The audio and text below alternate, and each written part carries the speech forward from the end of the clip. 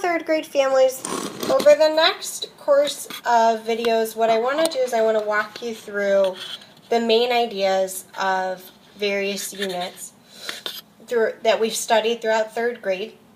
The intent of these videos is mainly to support you with upcoming homework and assignments, as we'll be spiraling back through units to review over the next 2 weeks, as well as give you a resource that you can revisit over the summer to support your child in practicing math concepts over the summer if you desire, or videos that you could revisit when they get to 4th grade and review concepts from 3rd grade. So we're going to start with Unit 1. And in Unit 1, one of the key concepts and ideas in this unit that was new to 3rd grade this year was this idea of decomposing numbers. Previously, everyday mathematics has called these name collection boxes, which is what you see in front of you right now. But the big concept or idea that we called this was decomposing.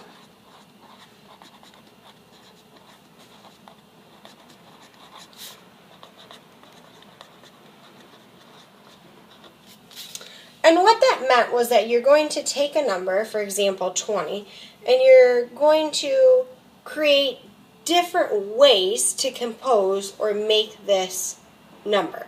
So previously we would have just said, come up with 10 names. The new language would be to decompose this number in 10 ways and 5 ways, etc. So let me show you what that means. If you're going to decompose the number 20, you're going to be thinking, what are some ways I know that I can make 20? For example, I know that I can make 20 by multiplying 20 times 1. I know that I can make 20 by adding 16 plus 4. I know that I can make 20 by multiplying 2 times 10. I know that I can make 20 by subtracting 10 from 30. I know that I could write out 20 as a word. I know that I could divide 40 by 2. And so on and so forth. Basically what the goal of this idea behind decomposing numbers is that your child will realize that the number 20 can be represented in many different numeric ways through different operations, such as addition, subtraction, multiplication, and even division.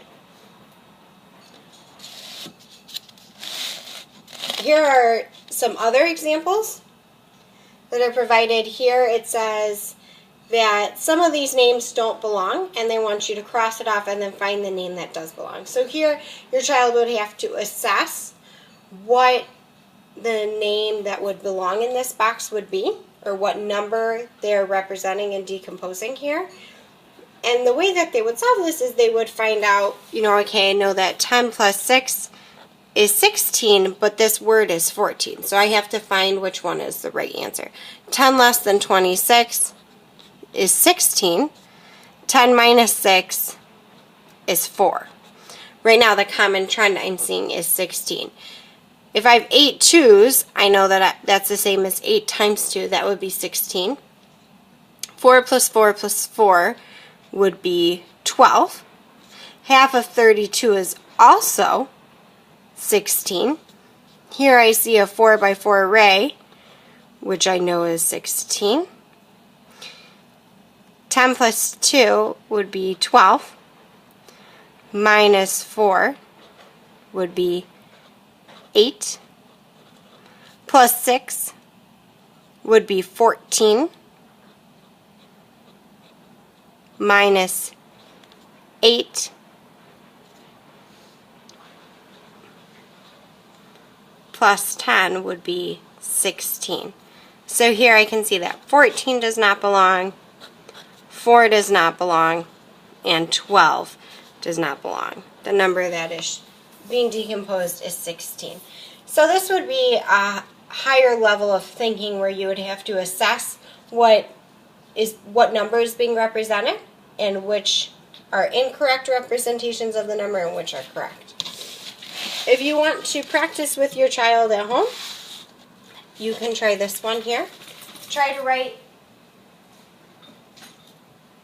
10 names for the number 24, or try to decompose 24 in 10 different ways.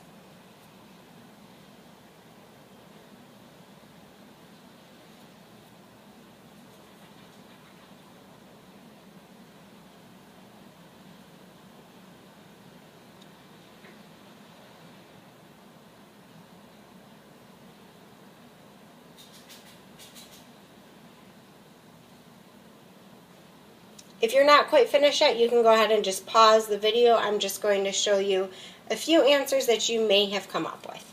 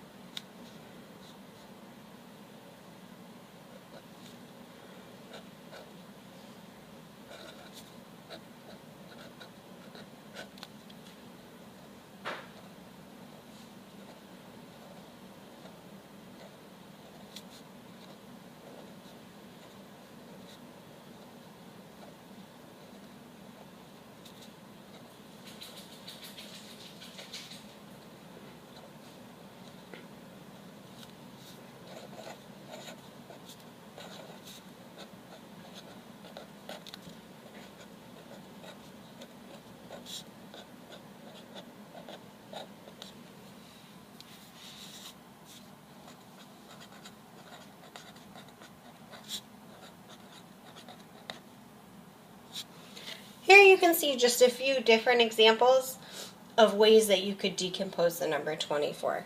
If you would like some additional practice on your own, you and your child can do this just on a spare sheet of paper. You can create a name box here, and you can take turns placing a number in the top left-hand corner and then decomposing the number in different ways.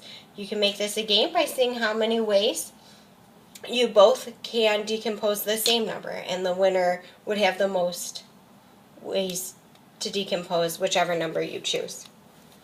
Again, this was just a review of decomposing numbers from Unit 1 in 3rd grade.